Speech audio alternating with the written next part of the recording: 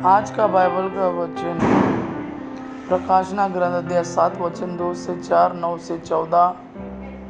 दूसरा वचन सन यूहन्ना का पहला पत्र अध्याय 3 वचन 1 से 3। और आज का सुसमाचार सन्मति के अनुसार अध्याय 5 वचन 1 से 12। प्रकाशना ग्रंथ अध्याय 7 वचन 2 से 4, 9 से 14। मैंने एक अन्य दूत को पूर्व से ऊपर उठते देखा।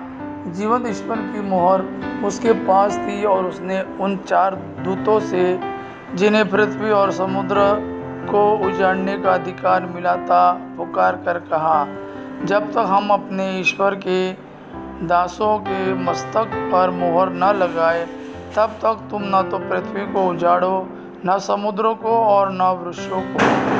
और मैंने मोहर लगे लोगों की संख्या सुनी।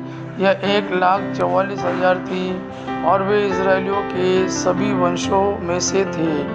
इसके बाद मैंने सभी राष्ट्रों, वंशों, प्रजातियों और भाषाओं का एक ऐसा विशाल जनसमूह देखा जिसकी गिनती कोई भी नहीं कर सकता। वे उजले वस्त्र पहने तथा हाथ में खजूर की डालियां लिए सिंहासन तथा मेमने के सामने खड़े थे और ऊंची स्वर से पुकार कर कह रहे थे, सिंहासन पर विराजमान हमारे ईश्वर और मेमने की जय। तब सिंहासन के चारों ओर खड़े स्वर्गदूत, वयोवृद्ध और 4 प्राणी सब के सब सिंहासन के सामने मुंह के बल गिर पड़े और उन्होंने यह कहते हुए ईश्वर की आराधना की, आमीन। हमारे ईश्वर को अनंत काल तक स्तुति, महिमा, प्रज्ञा, धन्यवाद, सम्मान, सामर्थ्य और शक्ति, आमीन। वयोवृद्धों में एक ने मुझसे कहा, ये उजले वस्त्र पहने कौन है और कहाँ से आए हैं? मैंने उत्तर दिया, महोदय, आप ही जानते हैं। और उसने मुझसे कहा, ये वे लोग हैं जो महासंकट से निकल कर आए हैं। इन्होंने मेमने के रक्त से अपना वस्त्र धोकर उजले कर लिए हैं।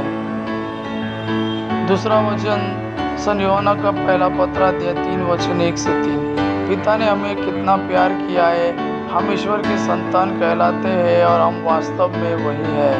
संसार हमें नहीं पहचानता क्योंकि उसने ईश्वर को नहीं पहचाना है।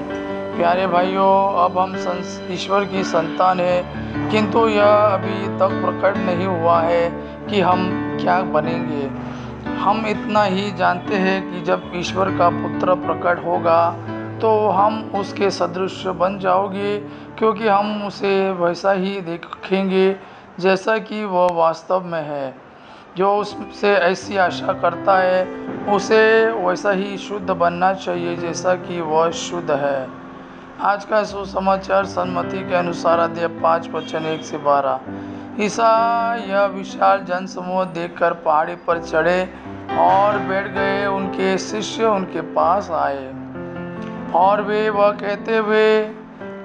कहते हुए उन्हें शिक्षा देने लगे, धन्य है वे जो अपने को दीनहीन समझते हैं, स्वर्ग राज्य उन्हीं का है।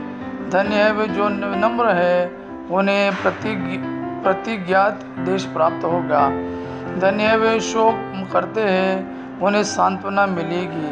धन्य है वे जो धार्मिकता के भूखे और प्यासे हैं, वे तृप्त किए जाएंगे। धन्य है वे जो दयालु है, उन पर दया की जाएगी। धन्य है वे जिनका हृदय निर्मल है, वे ईश्वर के दर्शन करेंगे। धन्य है वे जो मेल कराते हैं, वे ईश्वर के पुत्र कहलाएंगे। धन्य है वे जो धार्मिकता के कारण अत्याचार सहते हैं, स्वर्ग राज्य उन्हीं का है। धन्य हो तुम जब लोग मेरे कारण तुम्हारा अपमान करते हैं, तुम पर अत्याचार करते हैं और तरह तरह के झूठे दोष लगाते हैं। खुश हो और आनंद मनाओ, स्वर्ग में तुम्हें महान पुरस्कार प्राप्त होगा। तुम्हारे पहले के नबियों पर भी उन्होंने इसी तरह अत्याचार किया। यह प्रभु का वाणी है। प्रभु को धन्यवाद। आबा पिता की महिमा और पुत्र यीशु का प्रेम आप पर सदा सर्वदा बना रहे, आमीन।